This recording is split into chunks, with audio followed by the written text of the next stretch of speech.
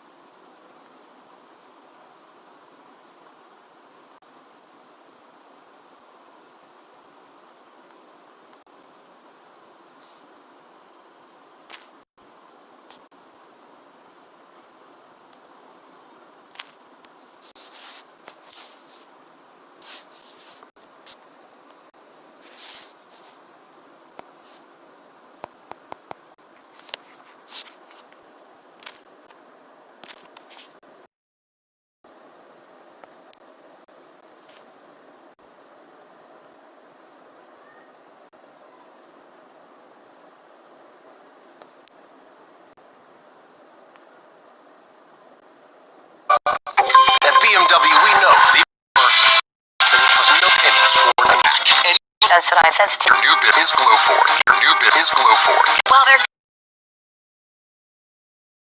that would bring you. Green light. This is the Wild One Walk Kit. A harness that's cushioned and comfy. A leash that's weather, water, and odor resistant. A poop bag carrier that loops onto anything. Save $20. Supported the entire, another judge they want, of another longtime Trump ally, Roger Stone. The former lead federal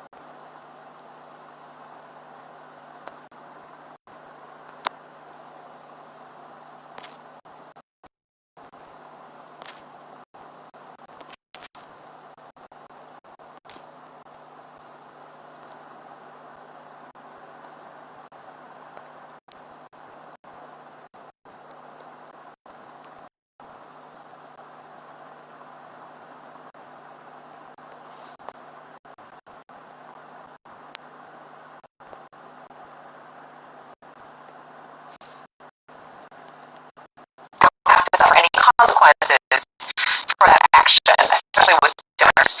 That's a very cynical way of looking at things today. Let's ask Cory Booker what he thinks on that. But we'll be watching for reaction to today's developing stories as President Trump hosts the president of Poland at the White House. President Andrzej Duda is expected to arrive any moment. The two will hold a bilateral meeting followed by a joint press conference in the next hour.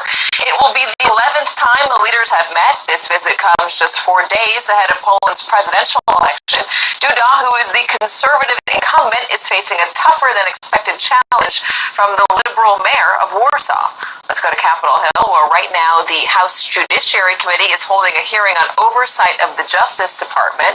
Witnesses, including 2 DOJ officials, are testifying about actions the DOJ took under Attorney General Bill Barr that they say were based on, quote, political considerations.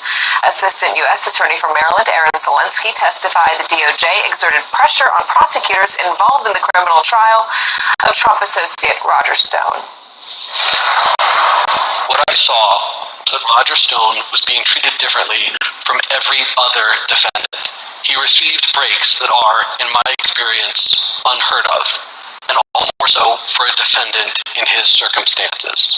A defendant who lied to Congress, who remained unrepentant, and who made threats against a judge and a witness in his case. And what I heard, repeatedly, was that this leniency was happening because of Stone's relationship to the president. Joining us now from the White House is NBC News political reporter Monica Alba. Monica, I'll have you pick it up right there. He's saying that Stone was given leniency because Stone's relationship with the president goes back many years, and that also the president's appointees in the DOJ were afraid of him, and that's why they were willing to do that. Exactly, Katie. We haven't heard reaction yet from the White House specifically on that testimony, but what the president said a few months ago is probably the best indication of how he would respond, and that's when that original sentencing recommendation came from that prosecutor and others, which the president back then called a miscarriage of justice. Later, the sentencing recommendation was reduced, and now you have a spokeswoman for the Department of Justice saying that Zelensky didn't necessarily discuss that with Attorney General William Barr. He didn't go to the specifics on Stone's case, but we're waiting to hear from top White House officials what they see as these new charges are brought forward.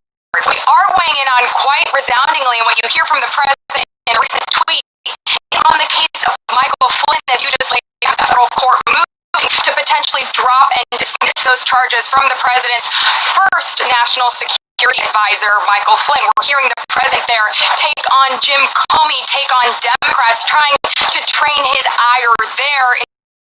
Now, the president is loaded. He has considered pardons potentially for both Michael Flynn and Roger Stone. He has a news conference coming up in the next hour. Reporters will likely push him on that, and the president of Poland is set to arrive just in the next couple of minutes here.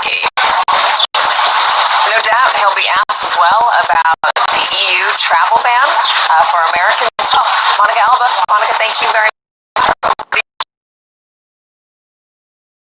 Asshole of any day since the start of the pandemic. And unlike the first time when we hit this, it was all concentrated region. It's a little more spread out. Florida records just another. That state recorded 5,500 new cases in the last 24 hours, and cases keep climbing in Texas as well. It recorded over 5,000 new infections for the second day in a row. And Dr. Ashish Jha here, and that is, as we're watching the lagging indicator, that is the death total here. Number one, you thought we still were under deaths. Explain. Yeah, so Chuck, thanks for having me on. There's lots of evidence that we have undercounted deaths, that many people died during March and April and May who got very sick, couldn't get a test done, and then after they died, they weren't tested. And we've seen this in the excess mortality analyses that the CDC and others have done. Dr. Fauci has talked about this. And so 120,000 deaths is an astronomically high number. It's awful. It unfortunately probably underestimates how many Americans have died of this disease. By how much do you think? And is there is this something that we're just not going to be able to know until we do death certificate comparisons, for instance, a year from now? It is going to be hard to quantify. We don't know. I don't know. Some people have estimated that maybe the proportion of people who died, maybe, if we could count all of them, our numbers would be 30 or 50% higher. So it's not a trivial, we might have missed a few here or there. It's going to end up being sizable. It's hard to speculate exactly how many.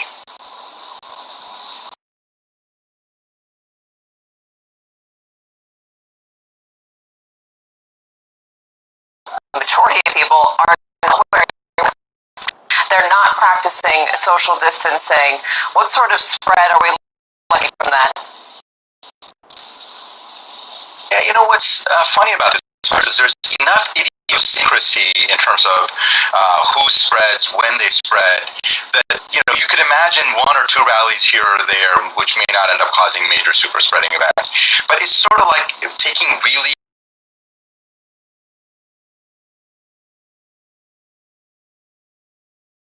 more than one of these rallies is going to spread, or is going to be a super spreading event, is going to sicken hundreds and hundreds of people. Outlook here for the rest of the summer. I know there was some thought that if you're outside, that it's harder to spread this. Summertime months, people go outside a lot more than they do in the wintertime. But then there's also the issue of when it gets so hot, people go inside to get the AC. So, I mean, what are your expectations for what's going to happen this summer across the country? Yeah, so we do have, I think, reasonably good evidence. It's not, foolproof, but that being outside is safer than being inside. The challenge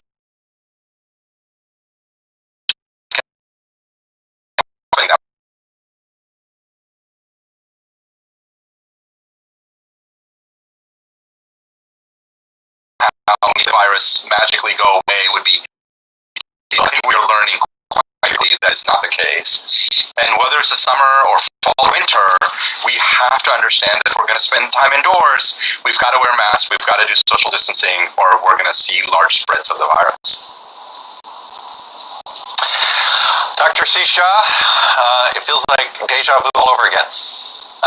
I feel like in some ways we did this before, we talked about this, right? And all of a sudden it's like, well, I guess there's another part of the country that still needs to learn these same lessons. Anyway, Dr. Jha, thank you.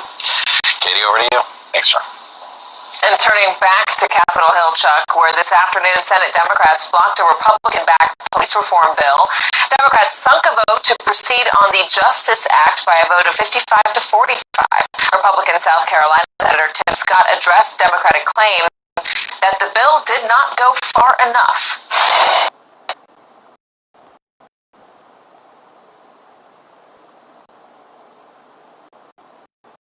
The duty to intervene, best practices in the legislation.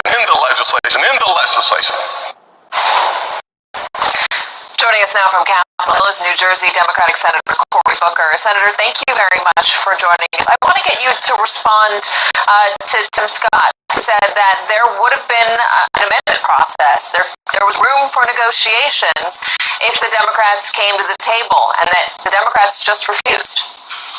Well, that's actually not true.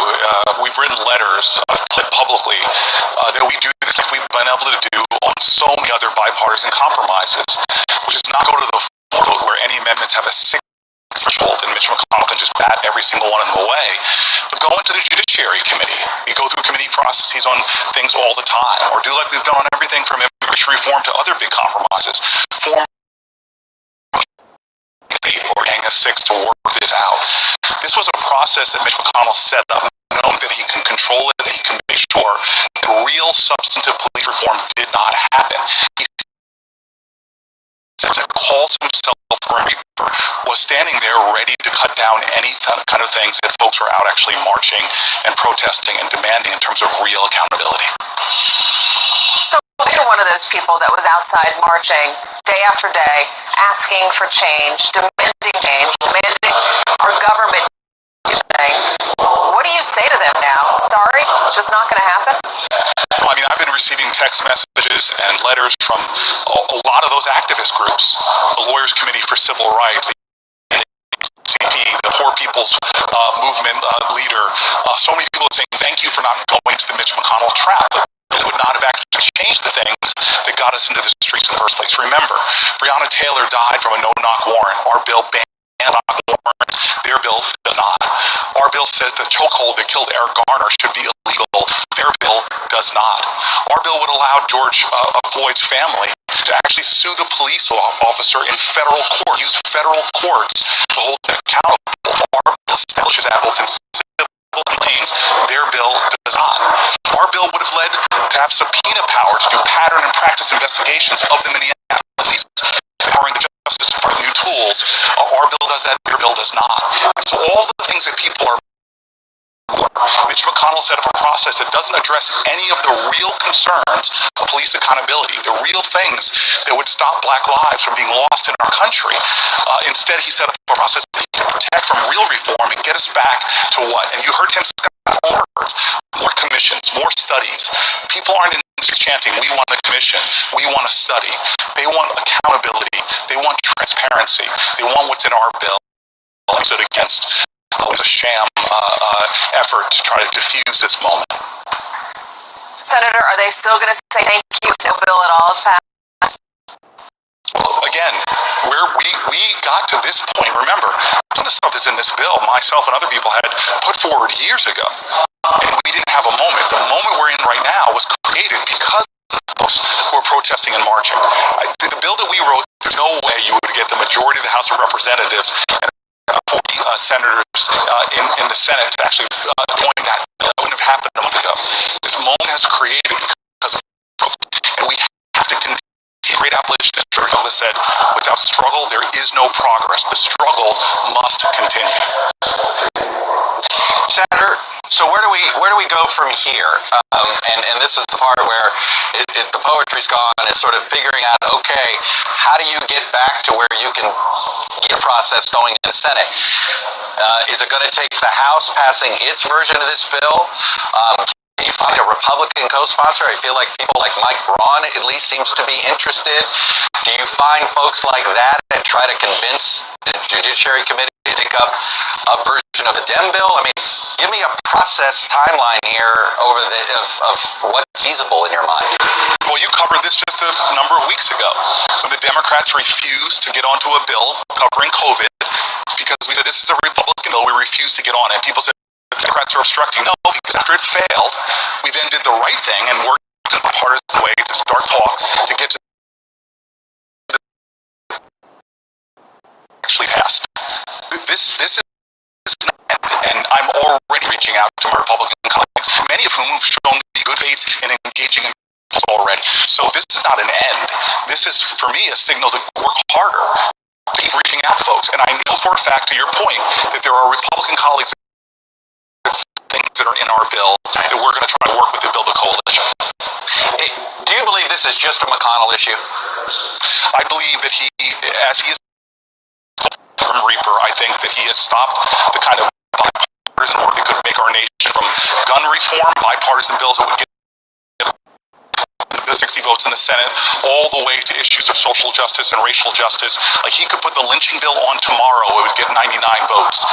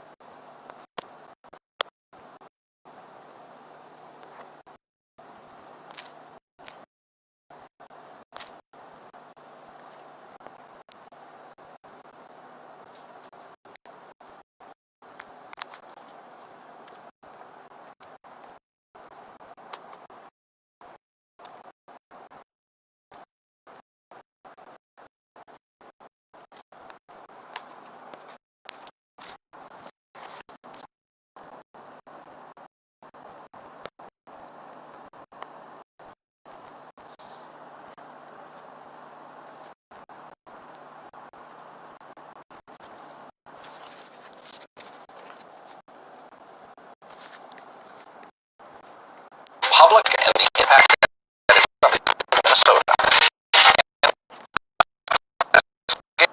George Floyd's death in Minneapolis. Stay with us.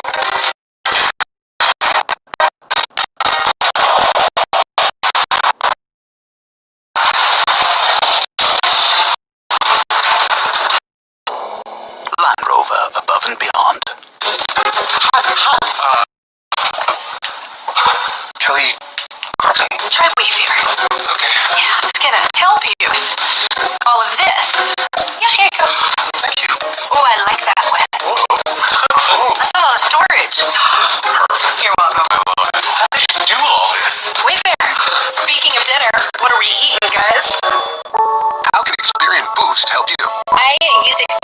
I was able to boost my credit score points in literally 2 seconds. It's kind of a no-brainer. Experian Boost will definitely help me save money. Boost your credit scores instantly. Free only at Experian.com/boost. How do you get skin happy 24/7? Aveeno.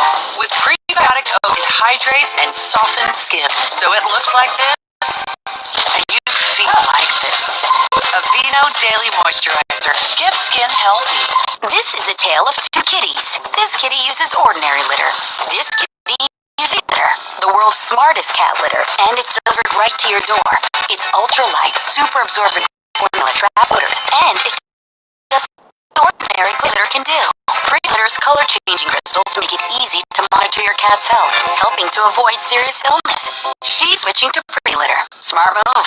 Try Pretty Litter risk-free for 30 days. When you sign up, get free delivery. Go to prettylitter.com. For everyone like you making this work online, in your direction. So since people are still looking for what to do, GoDaddy is making it possible for you to create a website for free. Start now at GoDaddy.com. Time for new reading classes?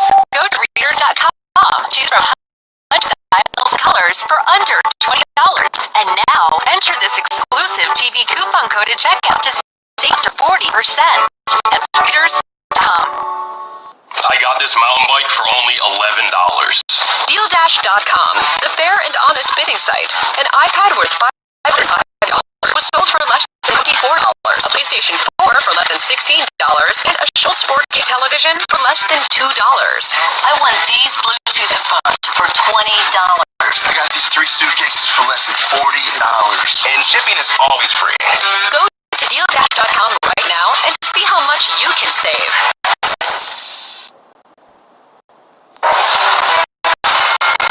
We have some breaking news this hour. A 5.8 magnitude earthquake struck Cartagena, California, according to the U.S. Geological Survey. Earlier, quake as far as Los Angeles and Bakersfield, both over 100. We'll bring more developments as we get them. I believe I said Cartagena. It should be Cartagena. Katie, you're the Californian. Did I get that right? No. I've not heard of that, and I should know better. I'm sorry, Chuck. Let's go to the state of Minnesota. We can stick on a similar kind of story. The state of Minnesota filed a lawsuit today against the American Petroleum Institute, ExxonMobil, Koch Industries, and Flint Hills Resources. In the suit, Attorney General Keith Ellison alleges that Minnesota is in the midst of a climate crisis that is impacting its economy and public health, and he blames the defendants, saying, quote, they well understood the devastating effects that their products would cause, but failed to disclose that information to the public. Minnesota Attorney General Keith Ellison joins me now. So, Mr. Attorney General, thank you very much for joining us on this. Why did you decide to join this series of lawsuits companies of fraud? Because those companies, ExxonMobil, Koch Industries, and the American Petroleum Institute, deliberately misrepresented and lied to the public about the dangers of burning fossil fuels. They did it anyway. They knew it would have a devastating effect. And so we're holding them accountable for that. We're requiring that they're going to disgorge all their ill gains, and they engage in a public campaign to tell the truth about what they did, give back all the documents, documents to show what the truth really is. So they cause a lot of damage in the state of Minnesota to farmers, to young people, to seniors, a lot of damage, and we're going to get compensation for the people of our state.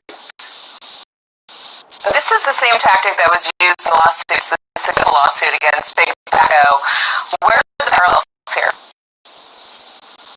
Well, you know, Big Tobacco lied too. I mean, they said that cigarette smoking did not cause lung cancer. It did. They misrepresented you. Consumer protection laws to hold them accountable, as we did back in the landmark litigation involving tobacco. The beauty of multi-state lawsuits in some ways is that it, and sometimes you force a settlement, right? Because one of the things that I think that the big oil companies and tobacco, that they are afraid of a word called discovery. And so if that is what this forces, what is a settlement in your mind? What would that look like? We're getting ready for trial. We're ready for trial. We got witnesses. We got guys. We're not really looking to settle the case. They're going to have to tell the truth. They're going to have to issue documents. In the tobacco litigation, my predecessor, Skip Humphrey, said, no, you got to tell the truth. You got to share the documents. We're not going to do any less here. And at what point do you believe this hits critical mass? What are we up to now? I think it's 9 states are on this. You hopefully will correct me. What is the goal here you think will sort of tip this? And where is this trial going to be, if there is one? Chuck, what's going to tip this is truth. Truth is going to tip this. They lied. We can prove it. They know it. And they falsely advertised. We can show that. Our lawsuit is based on Minnesota law. So there are other states that have pursued litigation against ExxonMobil and others. But our case is a Minnesota-based consumer case in Minnesota State Court. Mr. Attorney General, forgive us for pivoting, but we want to get your thoughts on the day's news. We were just talking to Senator Cory Booker about police reform. The Democrats and Republicans are very far apart on this. Democrats have blocked the Republican bill. What do you think needs to happen for both sides to try to come together to pass legislation? Well, for my purposes, we're going to do all we can to convict the individuals responsible for George Floyd's murder. We think that is critical to help the process of reform. We don't think it is sufficient, and I urge all the parties involved to continue to stay at the table. Cory Booker is right about this. We do need two to tango, and having people in the Senate who simply don't see any possibility of wanting to come together for a bipartisan solution is definitely a problem. But I know he's going to stick in there. He's going to keep on talking. He's a tenacious guy, and I believe that justice is going to prevail in the U.S. Senate. But it's going to take a lot of effort because there's folks who just don't want to see it. And if you can't change the people's hearts, you just got to change the people, period. And that's why we have elections. And I hope folks understand that things aren't going to go the way that they've been going in the past. The public is in a mood for change. Mr. Attorney General, very quickly, given your experience right now and the difficulty it is in the process that you're on trying to get these convictions against these police officers, what is something you'd like to see changed in the law that would make your job a bit easier? Well, I think that there's so many things. I think that it's important to make sure that these arbitration agreements allow the chief to discharge people who are engaging in misconduct and excessive force. That's critical. I think that there needs to be a national database that follows these officers around so that they just don't go from one force to another. That's critical. I think that it's critical that we change use of force standards, that we re-emphasize, non-violent ways to have safety and security in our community so that we're not just always seeing a cop with a stand at the table and reminding people of the human cost is essential. And I just urge them to do that. I know that my former colleagues are committed to it. I think that there are some Republicans who want to get it done too. Work together, and I think that the moment is going to require that people either get it done or there will be some shakeups in the upcoming election. Minnesota Attorney General Keith Ellison, I'm sure you don't miss being a member of the legislature now that you can sort of take matters a bit into your own hands on the executive side of the equation. It is nice. Thank you for coming on and, I bet, and sharing your perspective. Katie, over to you. Also, thank you for coming out and airing the news of that lawsuit. We appreciate it. Up next, baseball is coming back. What will the shorter season look like? And what about overtime, extra innings? What's that going to look like? Also, can the league keep teams and players safe? You're watching MSNBC. I like Liberty Mutual. Thank you. people are alike. And customize your car insurance so you only pay for what you need. What do you think? I don't see it. Only pay for what you need. Liberty, liberty, liberty, liberty. The Tempur-Pedic Breeze makes sleep feel cool. Because the Tempur-Breeze transfers heat away from your body, so you feel cool night after night. During the Tempur-Pedic Summer of Sleep, save $500 on all Tempur-Breeze mattresses. The best eggs in so many ways. Which cage-free eggs taste fresher and more delicious? Only Eggland's Best. Which organic eggs have more vitamins and less saturated fat? Only Eggland's Best. Better taste, better nutrition, better eggs. While the future of work remains a question mark, one thing is certain. Reopening will be a journey. That's why Salesforce created Work.com to help at every step of the process, with tools like manual contact tracing to help prevent one from becoming three from becoming more, while displaying key information in one place on a customer relationship platform you trust. Because here's one left. Relationships are the heart of business. So let's tackle this together. Irresistible from writer-director Jon Stewart. Jack Hastings is like Bernie Sanders with better bone density. Whatever you say, nerd. It's Carell versus Burr.